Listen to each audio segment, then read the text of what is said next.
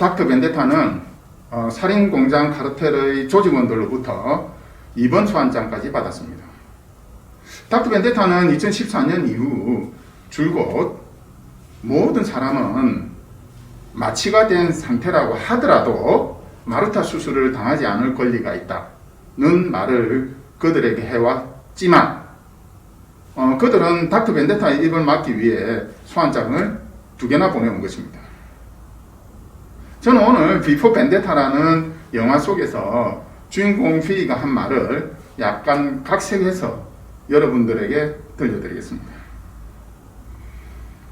선량한 국민들이 부패한 사법 공무원들을 두려워할 게 아니라 그들이 여러분들의 분노를 두려워하도록 만들어야 합니다.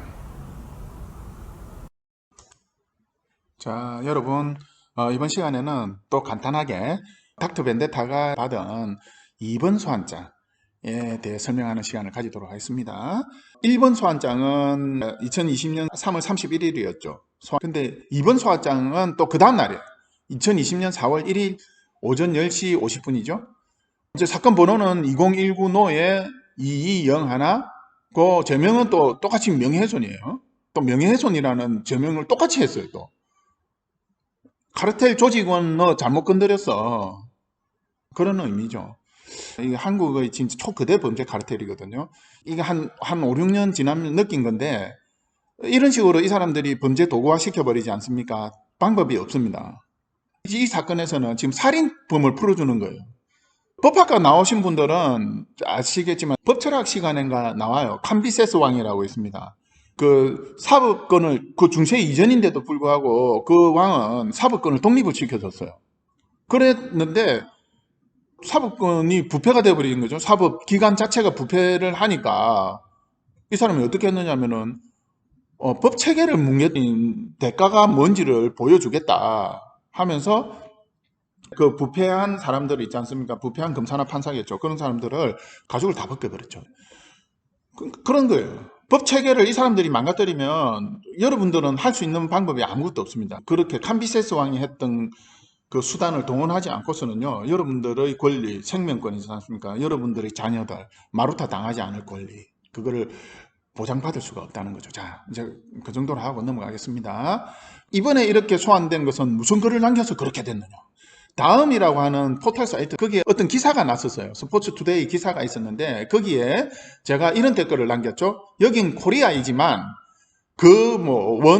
I B 등등에서 유령수술 하다가 죽인 사람 꽤 많다고 알려져 있죠. 복지부는 아예 실태조사도 안 해요.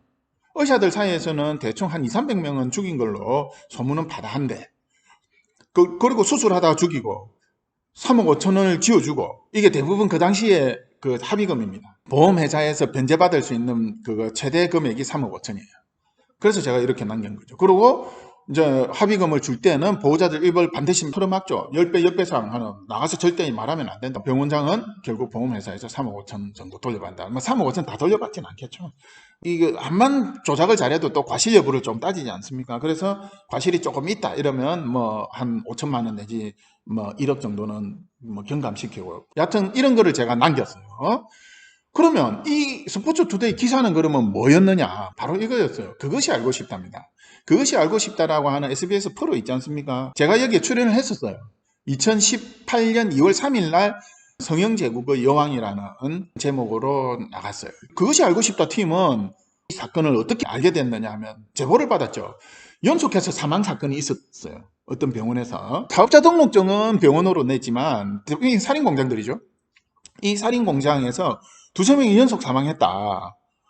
제보를 더 이제 쭉쭉 받다 보니까 특이하다. 일상적인 병원하고는 뭐가 다르더라는 거죠. 뭐가 달랐느냐 하면, 원래 의료기관은요, 의사 면허증이 있는 사람만 의료기관을 운영할 수 있겠죠. 당연히 그럴 거 아니에요. 의사 면허가 있는 사람만이 돈을 받고 치료 행위를 할 수 있으니까 의사가 병원을 개설해야 된다. 여러분들 그렇게 아는 게 당연한 거죠. 근데 한국에는 어느 순간부터 다 무너졌어요. 감시도 안 하고 통제도 안 하고. 그러니까 이 뒤에 있는 이 사무장이라는 여자가, 이런 사람들은 또 여러 종류의 형태입니다. 간호조무사 하던 사람도 있고, 혹은 또 의사 면허가 취소된 사람들, 미장원, 미용실 이런 거 하시던 분들, 그런 사람들이 돈을 여러 명이 모아가지고 그때는 의사 면허증이 들어가야 돼요. 그러니까 바지 의사를 하나 고용을 해야 되는 거죠. 그래서 이 면허 대여를 해주는 이 의사를 한 명 이렇게 해서 완전히 수술실을 살인 작업대로 만들어버린 구조가 됐죠. 그죠? 그런 병원이었더라는 거죠. 여기가. 이게 사무장하고 또 의사 면허증은 있는데 아무것도 모르고 면허증만 가지고 있는 그런 사람들을 조인을 시켜줘야 될 거 아니에요. 그걸 브로커라고 그러죠. 그 브로커를 그것이 알고 싶다 팀에서 만났어요. 주로 그러면은 누가 의사 면허증을 빌려주느냐니까. 보통 우리 사무장들이 좋아하는 그 연령대는 30대다. 왜 졸업을 했고 아무것도 할 줄도 모르고 떠돌이처럼 이런 사람 많거든요. 그런 사람들이 제일 좋다는 거예요. 얘들은 마음대로 갖고 놀 수 있다는 거죠. 이렇게 완전 꼭두가시처럼 한번 불법 행위지 않습니까? 이게 의사 면허를 한번 대여를 해줬다면 범죄로 엮여버리기 때문에 빠져나올 수가 없죠. 그럼 막 70대, 80대 의사 면허자, 뭐 그런 분들은 네 맘대로 해 이러고 나중에는 뭐 내부 제보도 할 수도 있고 하지만 근데 30대는 참 창창하니까 겁도 많고 그래서 아무것도 모르고 굉장히 좋아한다고 그러잖아요. 범죄 조직들에서. 그것이 알고 싶다 팀에서 어디까지 추적을 했냐면 그럼 사무장 위치에 있는 사람들이 도대체 뭐 하는 사람들이냐. 중국 범죄 조직하고도 연루된 이런 것까지 밝혀냈어요. 이분들이. 보세요. 중국에서 100억 투자한다. 이 100억이라는 게 무슨 돈이겠습니까? 중국 자금까지 들어왔다. 실제로는요. 그것이 알고 싶다면서 밝혀낸 건 한 군데 정도죠. 엄청나게 많이 들어왔어요. 여러분이 누운 그 수술대가요. 정말 살인 공장의 작업대일 가능성이 상당히 많다는 거예요. uncontrollable, 통제 불능 상태에. 그래서 거기에서 근무했던 저 의사 똑같은 얘기 하죠. 그냥 커튼 칸막이 해놓고 여기서 자르고 저기 자르고 여기 프로포폴 줘놓으면 막 비명소리 다 들리거든요. 진짜. 이 사람들이요. 또 건물 외관은 또 그럴싸하게 해놨어요.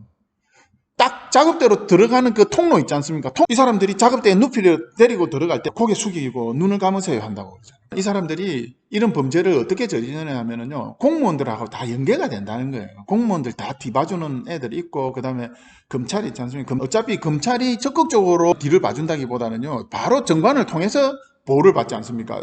그러니까 이건 다 무마시키고 다 빠져나간다. 또 그것이 알고 싶다 팀에서 한 가지, 야, 진짜 이런 짓을 해야 되냐 하는 게 뭐냐 하면은요, 이렇게 수술 받다가 사망한 사건 있지 않습니까? 사망한 사건의 그 한쪽 귀퉁이에 광고를 띄운다는 거예요. 이 사망 사건을 일으킨 병원이. 그리고 그 광고를 해주는 이 여자들은요, 삐끼 성형 모델이랍시고, 이 처참합니다. 이 사람들, 유령의사들 이제 새로 고용하면 그 사람들 먹일 감, 일종의 사냥감이죠.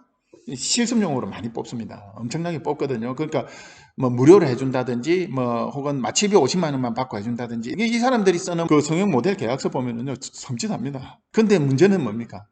밖으로 나와서 말을 못하고 진짜 완전 불구가 되거나 이 중에 사망한 사람들도 있다는 거죠. 사망에는 또 그 사람 사진을 쓸 수 있게끔 그렇게 돼 있죠. 그런데 놀라운 거는 그 병원이 어느 병원이었느냐? 이 병원의 뭐 사무장 병원이고 뭐 중국 자금이 들어와서 뭐 두세 명이 연속 사망했고, 예, 광희라고 하는 이 남자 연예인이 삐끼 역할을 해주던 코리아 성형외과였다는 거죠. 여기가 이 광희라고 하는 이 연예인 있지 않습니까? 이 사람이 그러면 이 살인 공장으로 자기가 삐끼 역할을 해준 거에 대해서 이 죄책감을 가질까요?